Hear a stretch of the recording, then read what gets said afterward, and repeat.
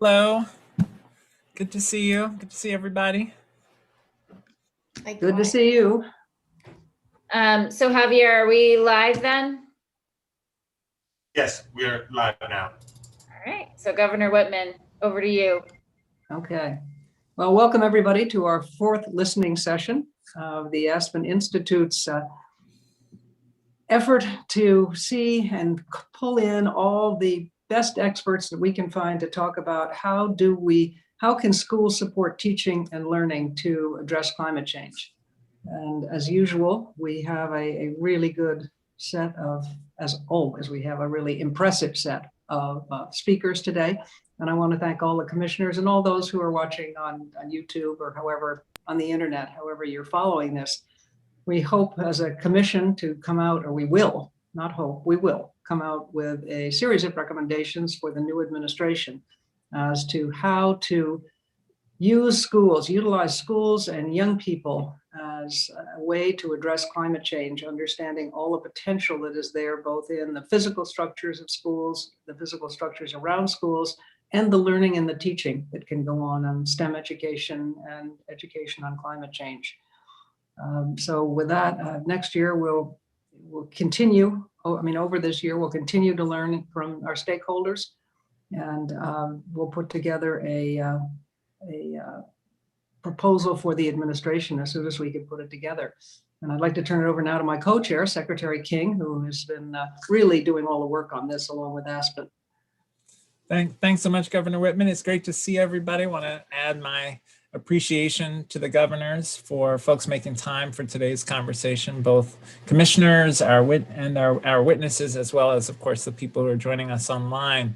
I want to acknowledge that we are in a moment where we are seeing every day the consequences of climate change for people's lives and the urgency of action on climate. Also want to celebrate progress that we saw in the Seattle School District, where they committed to move away from fossil fuels by 2040. So that's a good sign. We need to see more of that even faster from school districts around the country. Today, we have a great panel to help us understand how schools are supporting teaching and learning around addressing climate change. We're going to hear from them in a moment. I'll just quickly introduce two of the panelists and then turn it back to Governor Whitman to introduce two of the other panelists. We're joined by Frank Niepold, who is the Senior Climate Education Program Manager and Coordinator at NOAA's Climate Program Office. In this role, he develops and implements NOAA's climate goal education and engagement efforts that specifically relate to building climate literacy. We are also joined by Dr. Carrie Zhou, who's a professor in science education at the University of Washington School of Educational Studies and the director of the Goodlad Institute for Educational Renewal. Dr. Zhou is also a co-principal investigator for Learning in Places, a project to build outdoor learning spaces and to partner with families and communities in Seattle around the development of learning materials for early educators, students and their families to engage with ecological reasoning and decision-making. And we're excited to hear from both of them. Governor? And rounding out our panel, we have Jen Labrette, who is a Native Youth Community Director for the Spokane Tribe and serves as the chairwoman for the Washington Office of Public Instruction's Washington State Native American Education Advisory Committee, where she works to integrate Indigenous knowledge with what we can all learn from that with curriculum and culture, the Indigenous culture into the curriculum. And then Melissa Lau is a 6th grade teacher at Piedmont Intermediate School in Piedmont, Oklahoma, with 20 years of experience. She also serves as the National Center for Science Education Teacher Ambassador for Climate Change, piloting lessons to teach climate change head-on without confrontation, which is going to be the big challenge, is to do it without that confrontation. Once we have heard from all the panelists and the commissioners, you all get to ask questions. And then at the end, we will go to a private session where those of you who are on the internet will lose the feed, as it were. So we're going to start with Frank. If you would start us off, Frank Niepold. Absolutely. It's a great honor to be with you today. This is a long time coming for me. Part of my bio is also I was a classroom teacher. I taught 6th grade and 7th grade, earth science and life science a long time ago. And I was an earth system science teacher at a high school in DC. But then Noah conscripted me in and haven't let me go back. It's a great honor to be with you. At NOAA, as my bio said, I was asked to lead and make sure the nation was climate literate 15 years ago. And the only way this is done through partnership, extensive partnerships, and that's how it's done. And that's how the progress we've made so far. So the good news here is the work of the commission is building on a robust field of work. One of the challenges you're going to face is there is a robust field of work across the nation, and the successes are uneven, and that's one of your challenges. It's been my 15-year saga to go through this space, so I can imagine how challenging it might be for you. But focusing specifically on the task at hand about schools and learning, especially at the K-12 level. A couple of things that come to mind that I think might be important for you to consider based on that work that we've been doing here. When you think of a school and you think about the K-12 learning, there are a couple of things that make climate really work that I would encourage you to consider. One is the ecosystem around a school plays a critical role in what the school is able to do within the classroom. As was brought here forth, was this idea that it's challenging. But that challenge doesn't usually come from the interaction between the teacher and the student. It comes from around the classroom. And how that works within the classroom context is going to really determine how well the experience that is a teacher and a student is going to happen. So tend to that. Think about the community dimension. And that also brings strength and power into the relation, not only challenge. Use the good side of that community work to really strengthen. And one of the things we've emerged as a best practice is that communities across the nation, whether it's a city, a county, a state, are doing robust climate action work.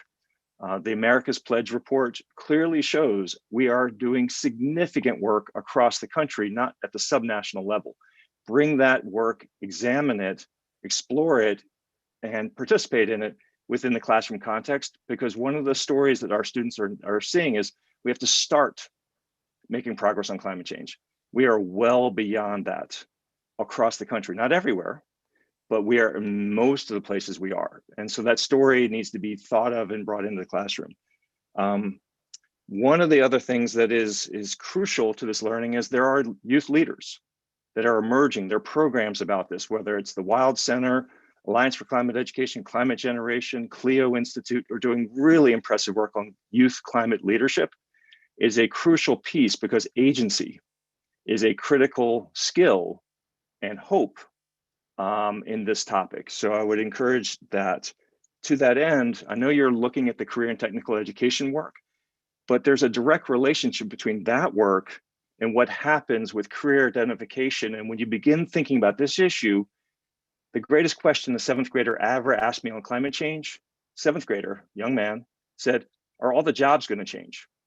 And what he's thinking at the beginning of his saga into where he wants to be as going forward is, what do I need to prepare for? And that is a critical question that shows up in upper elementary and middle school, not at the junior year before you start taking a CTE program. So there's a learning pathway that must be designed, thought through, and connected between the CTE work and the classroom work. Really crucial work. And there's examples of this across the country. And the last one on this ecosystem space that is definitely working is the NGOs, whether that's zoos, aquarium, museums, cultural institutions, play a crucial role in this learning. And where we see it done well, that is played a role. NOAA is funding a lot of programs, as was NASA and NSF, that do this kind of more ecosystem approach to learning as opposed to just one. And just to keep my points short, There are examples in I shared with you the ACE framework, and there's some recommendations in there. As I went through them, there are examples of this excellent work across the country. Whereas if you're looking for working across all disciplines, not just science, New Jersey comes to mind. If you're talking about increasing funding for this work, Washington State comes to mind. If you're talking about justice and climate and learning, Portland, Oregon comes to mind. If you're talking about intergenerational work and going beyond the classroom, New York comes to mind. If you're talking about a lot of the important BIPOC work, We Act is doing some really important work out of New York City. So what I'm trying to get at is that there are examples of this work that are, but again, it's uneven. What we're trying to do at the national level is start looking at that unevenness and look at how can those practices come together more intentionally in schools across the country. I've spoken enough. I wish I could speak more, but I don't want to shortchange anybody else.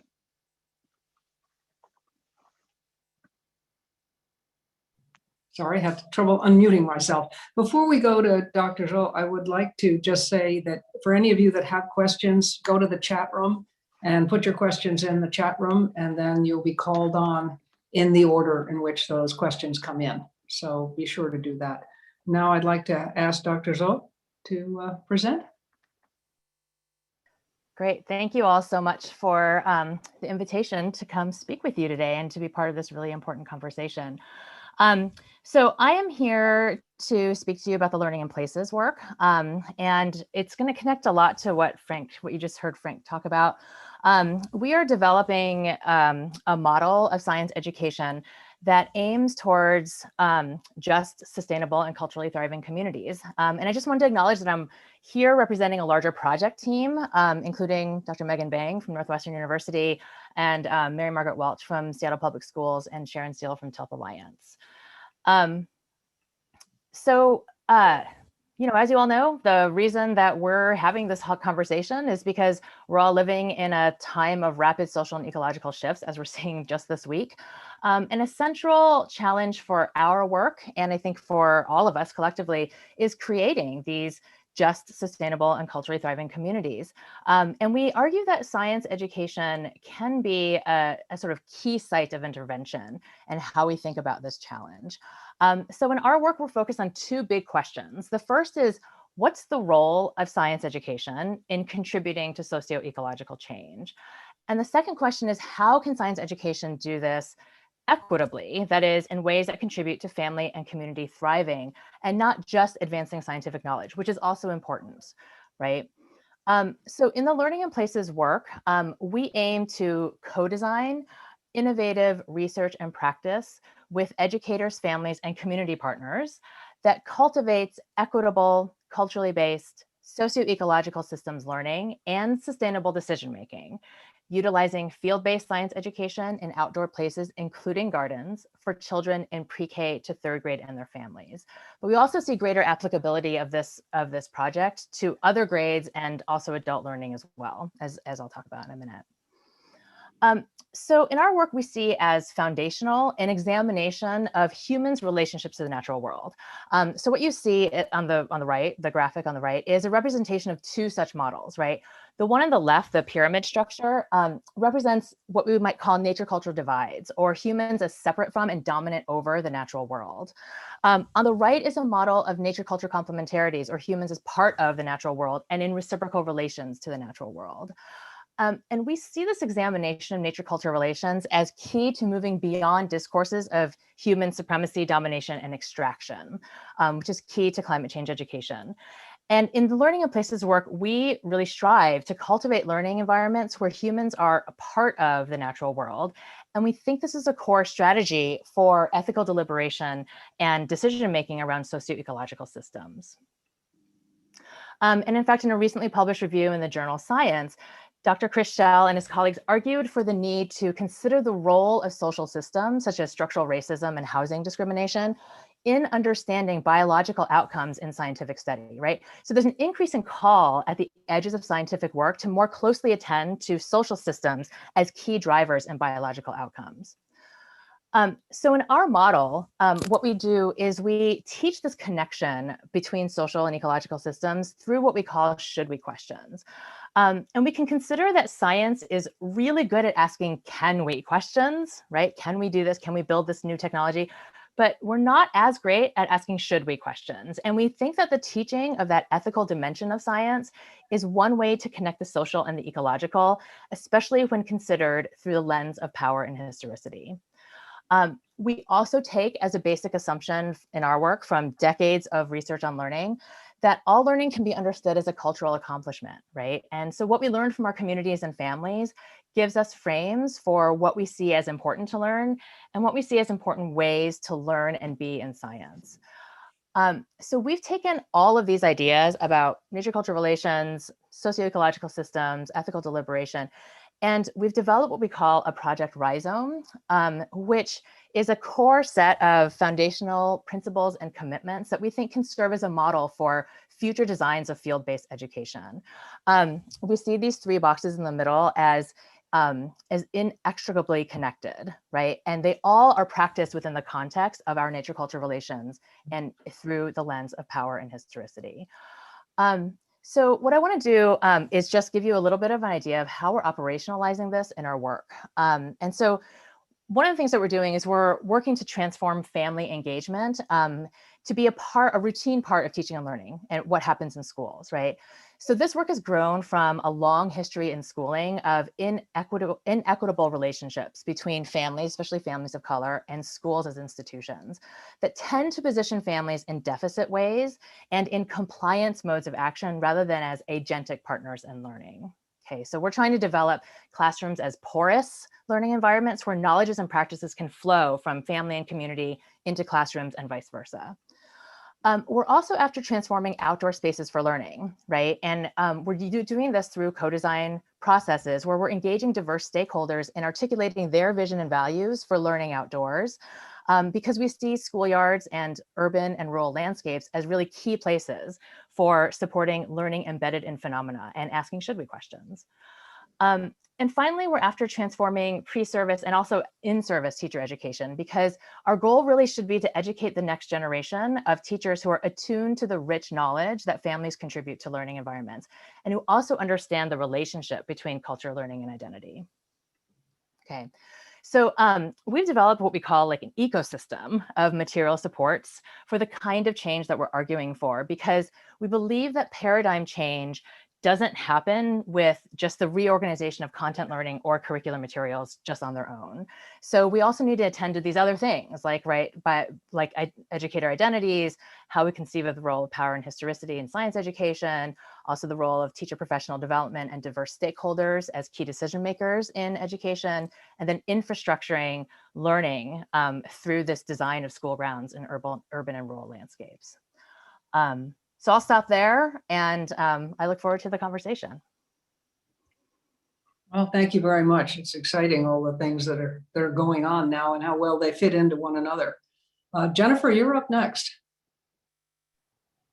Hexelhal Petsia. I am Jennifer Labrette. I come to you today from the unceded ancestral territories of the Spokane Nation. I am an enrolled member of the Spokane Nation and would like to recognize that there are many individuals that I share this work with. It's an honor to be on this panel today. Today I'll be speaking about incorporating Indigenous knowledge and culture with climate education and place-based learning to support learning about environmental stewardship. Throughout my education in the public school system on the reservation, I was never introduced to the curriculum that included Indigenous pedagogies or epistemology. Knowledge about the land and how to take care of it came from my grandparents and great-grandparents. My summer classroom was nature in the car while traveling from place to place with them. About 7 years ago, I was part of a team that was developed to create tribal-specific lesson plans that not only satisfied state learning standards, but incorporated Indigenous ways of knowing and doing. We brought together tribal elders and tribal departments such as Department of Natural Resources, Language and Culture, and Preservation. I was on the school board at that time, so we also had administrators and teachers. One of the things we created was the tribal leadership curriculum. In a week-long camp, we were able to show that after just 5 days of being immersed in Indigenous culture and traditional practices, youth made dramatic shifts in their ecological decisions they made as leaders of their community. We taught them how to think differently about each other in the land and to recognize value in all living things. Their task was to figure out how they were going to generate revenue to sustain their community. In the beginning, they had little regard on how their choices impacted the environment and the future of their people. But after they were given the tools to make better choices on day 5, they totally moved away from things such as coal mining, oil refineries, and overharvesting of timber to solar and wind energy, and they maintained forest lands and preserved cemeteries. I'm telling you this as proof that we can encourage our youth to be mindful carers of the land, and all the livings are connected, and you care for your land, it cares for you. Another project I'm a part of is the Climb Time funded project with the Colville Tribe and the Omak and Pascal school districts. In collaborations with the Colville tribal members and school teachers, we are utilizing the landscape around their schools to get them out of the classroom and into nature. There is a creek that runs close to their school that is being restored to its natural state. Students are able to go out and do water testing, plant vegetation, and study what species are living near the creek and what changes need to happen to make the area habitable again. This project is for elementary through high school, and we scaffold lessons either up or down to fit the needs of the grade band. I think this fits well with what Carrie was saying about learning in places, and we hope to be working with her in the future and her team. I was also a substitute teacher, so I've had the privilege of incorporating those lessons into the classroom on various grade level bands, and the engagement of students is highly increased when they see things that pertain to them being portrayed in those lessons in the classroom. The assessments look different. We allow for their strengths, how their strengths to come out, and they can assess things and show their learning in their strength-based ways. I was also privileged to be part of Dr. Bang's Native Youth, the UW Native Youth Certificate Program a couple of years ago, and it gave us the ability to make those frameworks that were needed to make it a sustainable project. So even 7 years later, we're still creating that Indigenous-based curriculum and implementing into the public school systems. And the other thing I wanted to mention, that although yes, policy has been partially key to moving it forward and getting administrators on board, we hope to not use policy as the benchmark, but also move above and beyond that. Thank you. Thank you very much. And it's exciting to know what's going on. There's so much that all of us can learn from the tribal approach to land and to people and to the natural world. Melissa, you're batting cleanup here. Yeah, no problem. No pressure. So I do appreciate the opportunity to be able to address this group of people and to be included on a panel that includes professionals that, well, I mean, frankly, I have an unconventional path into science education. I do have an education degree, but my degree is in music education. I don't have a degree in science. And so the first 7 years of my career, I taught pre-K through 5th grade music, and realized that was a mistake. And so I retooled and went into teaching regular classroom 4th grade and 5th grade, all subjects. And but in 2011, with the new building that we have opened in my school district, it was I had to choose a focus area. And I've always loved science. But being a child of the 80s and the 90s, we were not yet as aware as we are now about the importance of encouraging girls in science and in science-based careers. And so even though I loved science, struggled a little bit with math, I was never really encouraged to, you know what, we can help you with the math. Let's keep pushing this science.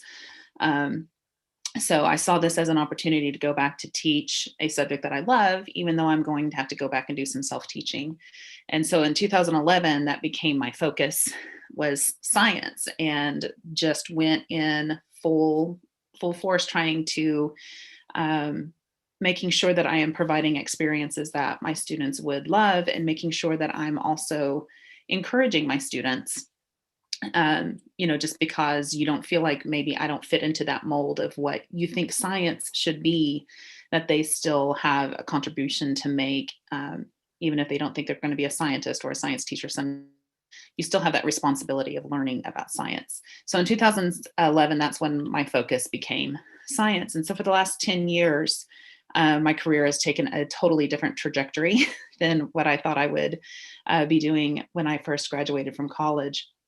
In 2017, I became interested in place-based, to kind of echo what Carrie was talking about with the learning in places for students. It's just as important to have these learning in places experiences for teachers. In 2017, I participated in a program called ARIT, it's Authentic Research Experiences for Teachers. And it's through the K-20 Center out of the University of Oklahoma in Norman. And so it was a week on a little a tributary called River in southeastern corner of Oklahoma. And we spent a week pulling up freshwater mussels. It's a hotspot for biodiversity of freshwater. There's 150 different species of freshwater mussels that live in this one little river. And they're threatened because of many of the commercial farms that, specifically the Tyson chicken farms that are polluting the waterways.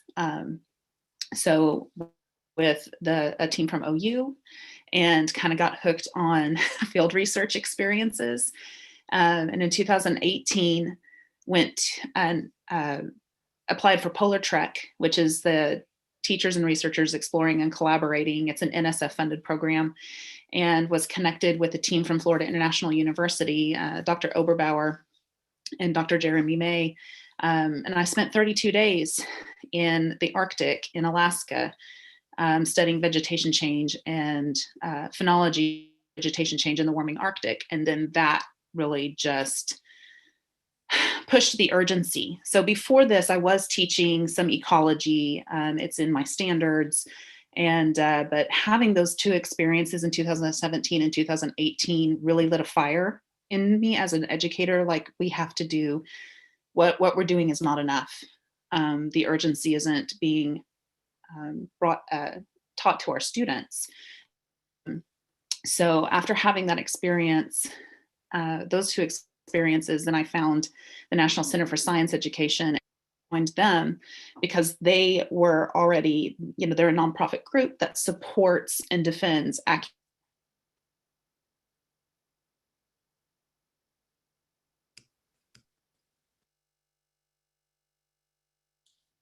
Afraid you're frozen.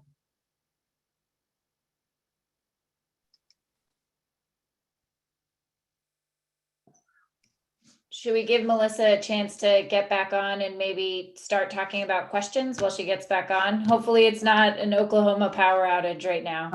No, given the weather there, I wouldn't be surprised. And she was breaking up a little bit, but I think probably that makes a lot of sense. We can go ahead and ask some questions. And I want to thank all the presenters because it's been stimulating. I mean, really some interesting stuff coming up, and I have lots of questions, but I'm not going to hog that. I guess the first one that I would like to ask is, Carrie, I love the idea of we're part of a natural ecosystem. I mean, we all are, we're part of it. How are you taking that out? And what is your ultimate audience for that? And is there a way, are you focusing and developing a part of the criteria to the curriculum to show people how we depend? Not only are we part of the ecosystem, but we get a lot from the ecosystem. I'm thinking of things like, you hear, well, let's do offshore drilling because if the blasting to put in to sink the anchors for the various things disturb the whales or the dolphin, what's the big deal? I mean, we need to link people to their understanding of how they are impacted, the good things that we get from the environment. So my question to you is really two parts. Who is your ultimate audience, and how are you taking that out to them? Yeah, thanks for the question. So in our project, our student audience is pre-K through 3 teachers. And pre-K through 3 classrooms and their teachers and their families. And one of the reasons why we began targeting that age group is because there is, we've for a long time had a science education field that has not believed that very young children can reason in sophisticated ways about science and about the natural world. And so what we're doing, to answer your question, Governor Whitman, what we're doing is encouraging, designing opportunities for students and their families to reason across timescales and take perspectives of the more than human world, right? So those should we questions actually are really key for that, in asking, who else would be affected by our decisions, both humans and more than humans? How would the beaver be affected, right? And like, how are we all in relation to the more than human world? We start with those kinds of relationship building and examining those relationships as ways to think about that, like that relationship that you're talking about, Governor Whitman, about like, we are all, we all benefit from the natural world, but we are contributing, all of our decisions contribute to that as well. Okay, thank you. Did I see that Melissa is back with us? Oh, Yes, I'm back. Okay, good. Do you want to just, sorry about that, Melissa. I hope I'm No. glad to know it wasn't permanent. Why Yes. don't you finish up and then we can go back to questions. Okay, thank you. Nothing like a little technological glitch to throw your groove off a little bit. So yeah, Polar Trek, awesome. NCSC, these are amazing organizations that I felt like I found the support that I was looking for to be equipped to handle the misinformation, which to me I feel is the biggest challenge as an educator, is how to teach my students to identify misinformation and how to critically think through that. That we're still dealing with a lot of, and this recent cold snap has been amplifying a lot of old thinking about renewables like wind turbines and solar panels that are no longer an issue, where 30 years ago it might have been a valid argument. Now it is not. So still having to deal with this misinformation. And kind of echoing what Frank said earlier, that usually your biggest challenges tend to come from outside of the classroom. They're not necessarily the teacher-student interactions. I'm lucky that I have an administration that 100% supports what I'm doing, as long as I'm staying within the framework of state standards. Then we're good. And I know that that's not the case for a lot of teachers, where their administration, they may not feel like they have that support. So maybe broadening the view of not just preparing teachers with the tools that they need, but also school boards and administrators need to be educated as well, so that they understand why their teachers are taking on these challenges in their classroom. And so climate change is just, it's getting more difficult to deny. Most of my students are on board with it. The challenges tend to come from other stakeholders outside of my classroom. And then I am excited about, like, in the last couple of years, seeing the connection between our social sciences, our social studies types classes, and science classes. So the climate change, teaching all of climate change doesn't just fall on my shoulders squarely as a science teacher, that this is something that can be shared amongst other curriculums, other disciplines. And so I'm really relieved and excited to see that there is more inclusion, especially in our social studies type standards, you're seeing more about, human migration and the reasons for these human migration patterns. They are talking more about the economic impacts of climate change in their curriculum. So that does take some of the pressure off, since climate change is such a multifaceted subject area. And I think that's often what can be something else that intimidates teachers. Like it's just such a big, broad topic, and there's so many components to it. So taking off that social justice, economy type conversations can be had in another classroom setting, where I can give them the science and the understanding as to why climate change is happening and how we can be a part of mitigating that. But then we can continue that conversation in another classroom with another set of curriculum. So having those cross-curricular connections is an amazing support I have found in the last couple of years, being able to rely on other teachers to help carry the burden. Great. Well, thank you very much. Sorry about your technological glitch, but those things happen. As I say, I have lots of questions for each of you, but I'm not going to sort of hog the time. But I would like to ask just one more question. Jennifer, I am a firm believer that we have so much to learn from the way the Native Americans treated the land, used the land, saw what the land gave us. How are you planning, let me put it that way, are you planning to take your lessons beyond the various tribal groups to a broader audience? Yes, that is the goal. So in Washington State, we have Senate Bill 5433 that requires all school districts to incorporate that knowledge into their history. But since Native Americans don't separate history and science and language arts and art and all that, it all can be incorporated into those lessons. The science piece, we use traditional stories. So right now we have branched out into Spokane, Washington School District, Central Valley School District. We help them through 10 days of PD develop some of their own lessons, but we are the closest tribe for 36 school districts that need to implement this knowledge into their lesson plans. And they are all state standard in alignment, but it's just braided and woven together so that teachers know that it's not in addition to what they're already teaching. So that's a better fit for them. It's not an addition, but they don't already have time for teaching this. It's all part of already teaching. So yes, and the Central Valley School District is not Native based at all. So they might have, I believe it was like 10 in the whole school district, 10 Native Americans in the, but this place-based, when you use your place that you're living, your family's living, your history is at, it pertains to all students, and that's part of the equity and that's built into these lessons. Great, thank you. Secretary King?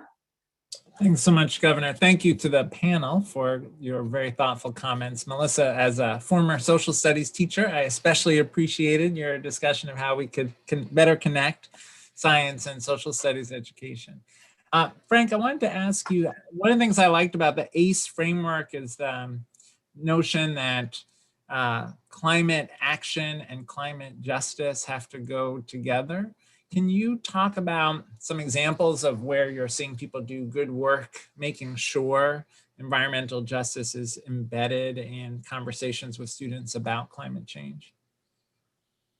Thank you for the question.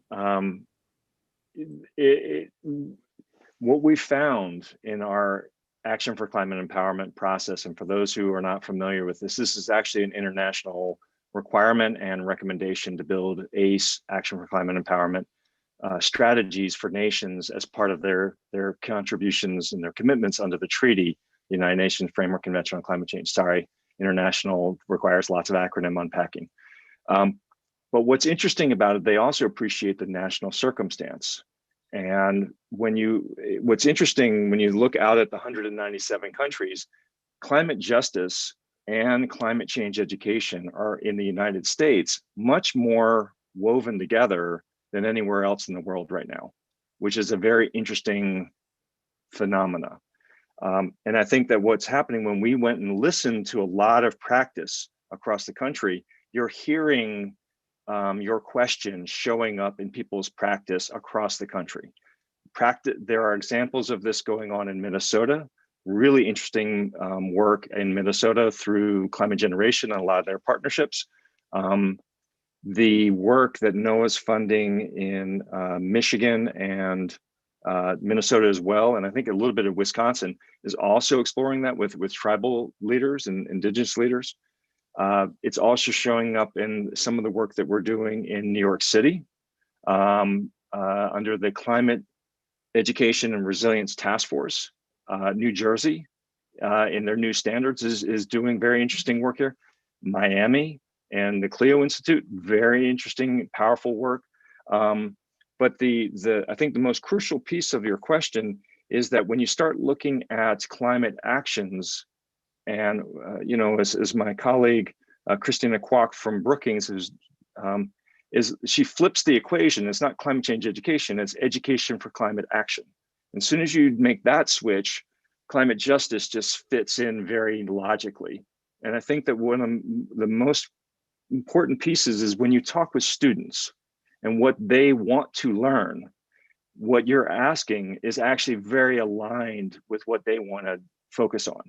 And I think that it's a good thing for us as educators to work with what our students want to learn, and they're in many ways ahead of us. So when I talk with leaders of strike movements and Sunrise, who also are in school, they're really frustrated when they go back into their school and it's very siloed and fractured and unrelated to what is important to them. And this issue is perhaps one of the most important issues out there. And then they come into school and it's like here and there, and the connections are really not, and it doesn't make much sense. And they're frustrated. I think that where you see it done well, it actually is highly motivating and relevant to their learning. And as any teacher knows, you would love to teach students what they would love to learn, as opposed to getting them to learn things that they're like, why am I learning this? So I'll stop there, but thank you. Thanks, Frank. Valerie, let's turn to your question. From one former social studies teacher to another, thank you very much, and thank you to all the panelists. Melissa, your Polar Trek experience sounds incredible. I was very fortunate to get to work with and learn from Aboriginal Australian students during my teaching career, but these are not scalable. And I'm curious to hear from any of you what professional development opportunities you think that we could be encouraging that will be a little bit easier to have a wider impact. Thank you. I can jump in if that's okay.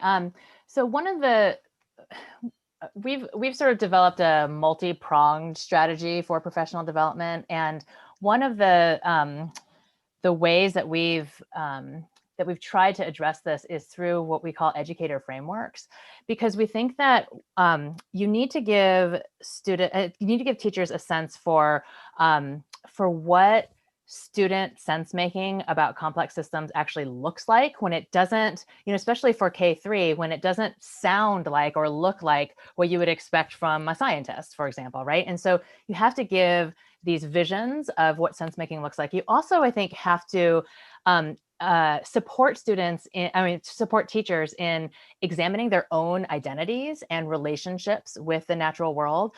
And we do this through kind of self-assessments that make visible different dimensions of the kind of teaching that we envision, right?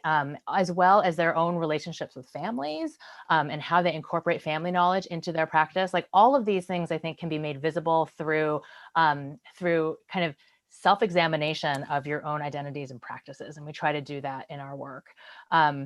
We also try to sort of communicate vignettes of teaching practice that help teachers examine equity issues, especially as it relates to taking kids outside and learning outside in places, because we've realized that implementation of learning outdoors is a really new kind of practice for a lot of teachers, and being able to give them visions of what that looks like has been really important for us.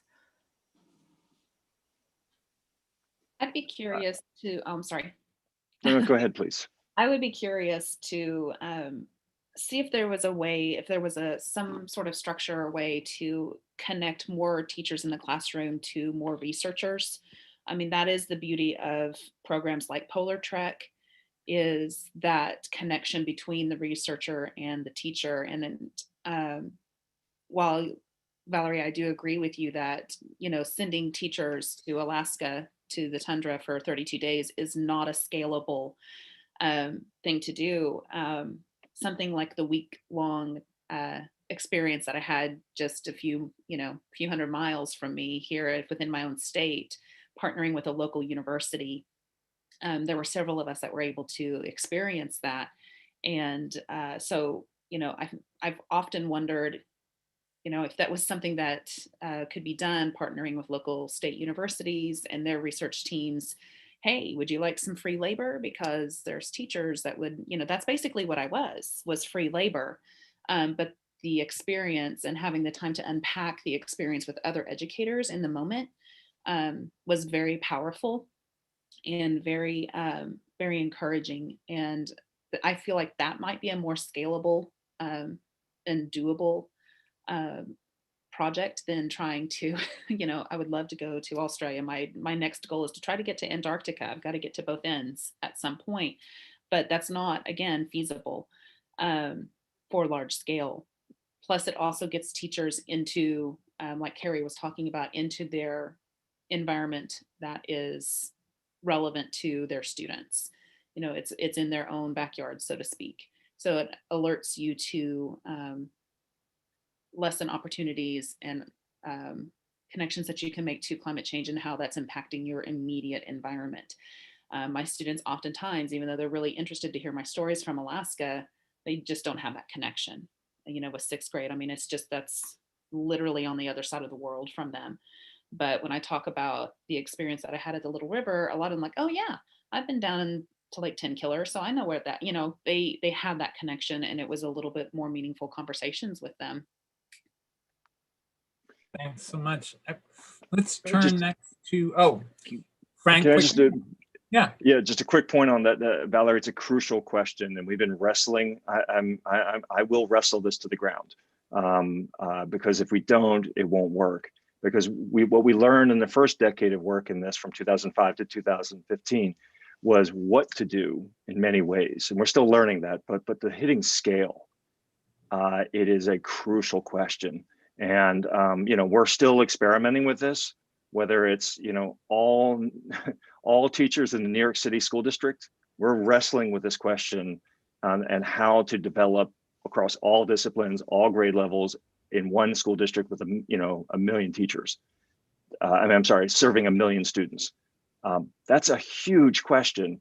And I think that we must come up with this. And so the work we're doing, the national strategy on ACE, is actually trying to figure out what would we do at scale, as opposed to what would we do in innovation experiments, which is what we've been doing. And we need to answer this question. So I really appreciate you putting it forth. Thanks, Frank. Deborah, let me turn to you. First of all, I just want to thank all of the panelists. This is amazing, and appreciate everything you've done to educate us. And would love to hear more about how this can be scaled out, especially here in Los Angeles, where we have about 2 million school-age children. So love to hear more about that. My question more specifically was, how do you get the support of your school board members and administrators in investing and deciding to make the right decision and to focus on this issue when they have so many competing priorities? And I'm just wondering if you could share a little bit more about how you've reached out or the success you've had in getting that buy-in from your school board members and school administrators. Thank you.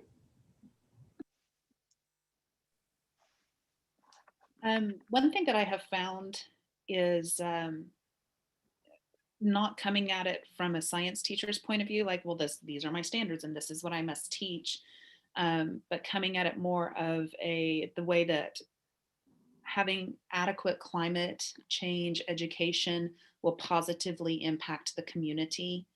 How will climate change, having effective climate change education will help provide a clear path for our students to be able to choose careers, to decide if they're going, what they're going to be doing once they leave our school district. I think having those types of tie-ins, those kinds of conversations, so that they can see the value of the effective climate change education in the classroom. It's not just because we're trying to check off a list of standards and this happens to be one of them, but it's more of, this is what we need to do to be able to better our communities that they are, that they represent and that they are invested in. Thank you. So it just sounds like you're doing a lot to educate them on how important this is, how beneficial it would be to the district and in their mission. Yes, especially in Oklahoma, we have a lot of legislation, anti-science education legislation every year. That it's just a constant. I think we have 3 bills on the docket at this time that are anti-science education bills. So it's just something we're used to dealing with as science educators, and you know, and I'm a member of OEA and an NSTA, so our local, you know, we're just constantly working with that, and that's one of the reasons why I partnered with NCSE, because it was just another agency to help me to work with that. We just constantly feel like, oh, you know, it's just educating. Sometimes it's educating the adults and helping them understand why this is such an important issue, but being able to do it in such a way, especially in a fossil fuel driven economy like Oklahoma, where, you know, we're not wanting to shut off fossil fuels immediately. We don't have the infrastructure for that. That would be a ridiculous thing to say, that we're just going to do all solar and wind power. Like, we just can't. So, but able to have those conversations in a rational way. And that is one of the things that NCSE works with teachers and organizations to help with that, help have those conversations to be head on, but without being confrontational in the way that they handle that. Thanks so much, Melissa. Megan? Hi all. So my question has changed a little bit just because of the nature of the conversation this far. One of the things that I kind of wanted to hear a little bit more about from each of you is I heard really deep intersections with how you not only think about climate change, but actually a kind of cultural shift about what everyday life looks like, and how and I guess what I'm wondering about that sits in some potential tension with the way that we often think about educational change and teacher learning, where teachers need new content, right? Or the new right practice. And I'm just wondering if you all could speak to a little bit about how you're thinking about the deep intersections of creating more sustainable and just communities, and what it takes to support educators, what kinds of other details about educational systems you think need to change. So it's an invitation really to say more, because I heard it across all of your presentations, and I'd love to hear a little bit more about what you see as key kind of systems change strategies that we need.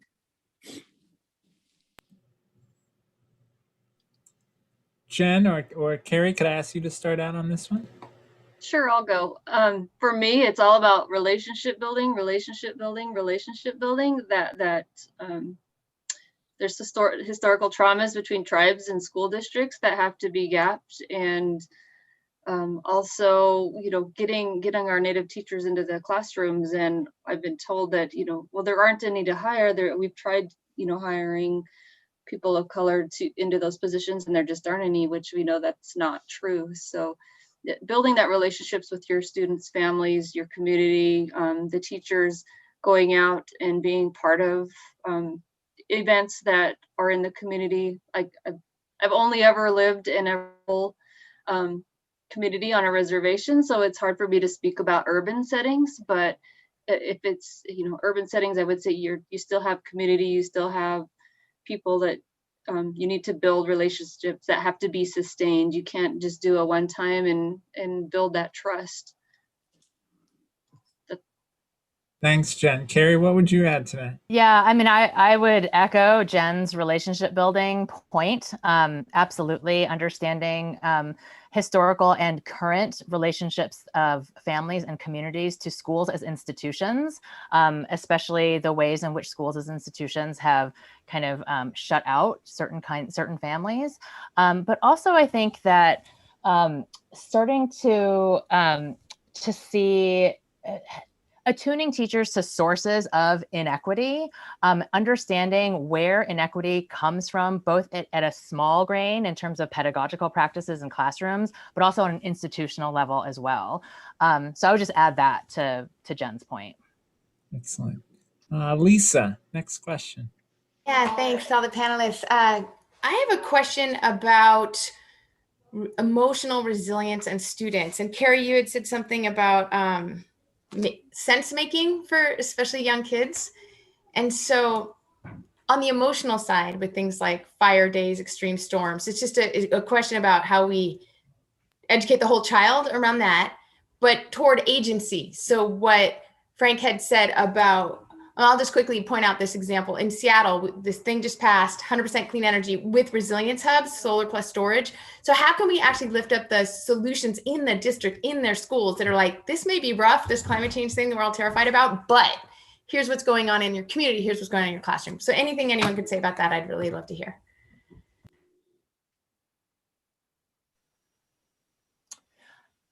So for me, that comes to thinking about should we questions, right? And thinking about like, what should we do in, and what are all of the factors that go into the decision-making that we actually make every day, right? We are always making decisions every day. And how do we kind of consider the community and our family values alongside evidence that we gather through field-based investigations, right? And so the action part or the decision-making part and also perspective-taking part are key parts of social emotional learning, right? And seeing that alongside the science learning, I think is key.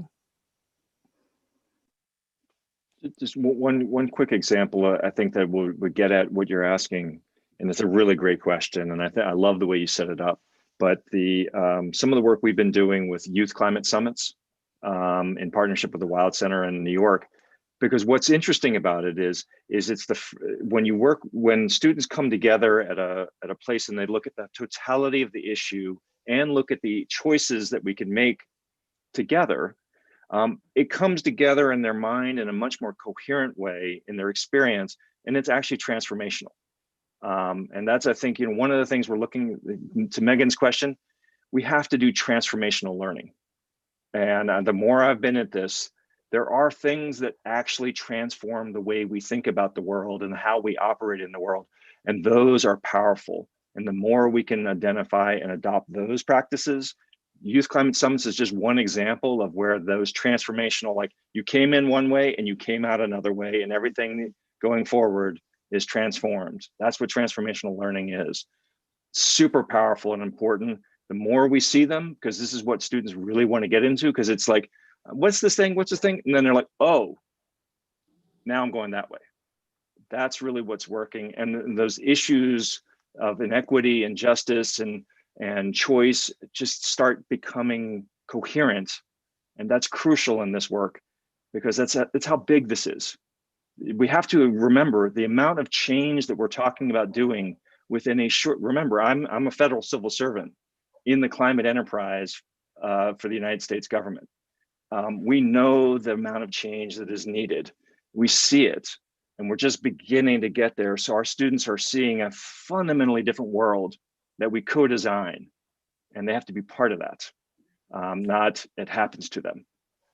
Thanks so much, Frank. We have just about 5 minutes left and 2 questions we're going to try to get in. So Pedro Rivera. Thank you so much. And thank you again to the panel for a great presentation. I was looking at Dr. Zhou's presentation, just the framework that was shared, and it really brought a number of thoughts and questions that I had. But specifically, I wanted to take a moment to ask about that nature culture relations. I mean, how, maybe an example or two within a minute, how do you manage that relationship, not only cultural relationships, but also community relationships as you're trying to really push this issue of the need around focus of climate change and the focus on nature? One of the key parts of our model, so I'll try to get it, a couple parts of your question. So one of the answers to your question is just in our partnership model itself, that we have engaged with families, with community-based organizations, even with groundskeepers of schools, to think about how we collectively design outdoor spaces and frame that nature culture relation in terms of sort of collective vision and goals, right? And so that kind of partnership model is key to our work. The other part of that is also thinking about complex systems investigations, where you're not only investigating the ecological data, but you're doing that in relation to family and cultural knowledges and practices. And so they're always side by side. The social and the ecological are always side by side in the investigations that we take children through. Thanks so much, Carrie. And Congressman Curbelo. Thank you so much, and thank you to our great panelists. A quick question, because I know we're over here, but I always like to get a good picture of what the opposition looks like. Does anyone have any quick anecdotes with regards to groups, interest groups, individuals who have opposed in a notable way all of these wonderful initiatives that you have all described? Melissa, I saw you sit up straighter at that question. Yeah. Well, I don't know if it's really, I guess it's more passive aggressive type opposition. There are a lot of energy organizations out there that provide curriculum for students and for teachers, and they give trainings, and it's all about, how does an oil well work, and and all of these great things about the petroleum industry, which again is a huge thing here. It is difficult to talk with my students when I know that probably 50% of the kids sitting in there looking back at me, their parents work in the oil industry in some way, or there's some connection in my own family. We have that connection. And so I feel like there is a lot of just dealing with that misinformation, dealing with that's not quite true. That's like a half truth. This part of that statement is true, but this part is quite not true. So you do deal with more of that, it seems. It's not so much. So you haven't dealt with any like frontal direct opposition groups, or parent groups or industry groups coming in and saying we're opposed to this, vote against this, don't allow this? Oh, of course. I mean, there's advertisements on TV every political season, about different types of state questions and things like that they want. No, but I'm talking specifically about your initiative. I mean, the initiatives we've heard about here today. Okay, so yeah, well, just me personally, in my classroom, of course, there's usually pushback from parents. Again, I find that for the most part, they just need to be heard and not validated in their thinking, but just more, they just need to be heard. And oftentimes their concerns come out of a place of fear or just misguided information that they have. Usually once you sit down and have a calm conversation with them, they're at least willing to listen. Okay, so this hasn't really been organized opposition. It's been case by case basis, I guess. No, I haven't had like testers outside of my building or anything like that. Like there's okay, nothing like that. No. Good. Well, and just on time then. I think we're right on time.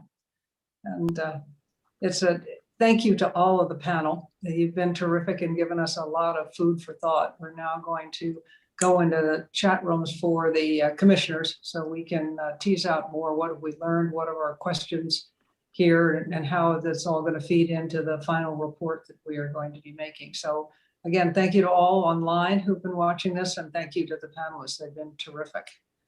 And we'll turn it Thank back you so over much to to the panel. Aspen to do it. And Secretary King. Thank you so much to the panel, and certainly we're better informed for having heard from you today. If you have additional thoughts on recommendations that you'd like us to consider for the eventual report, please send those our way, and we will certainly follow up with more questions generated by this discussion. Thanks so much.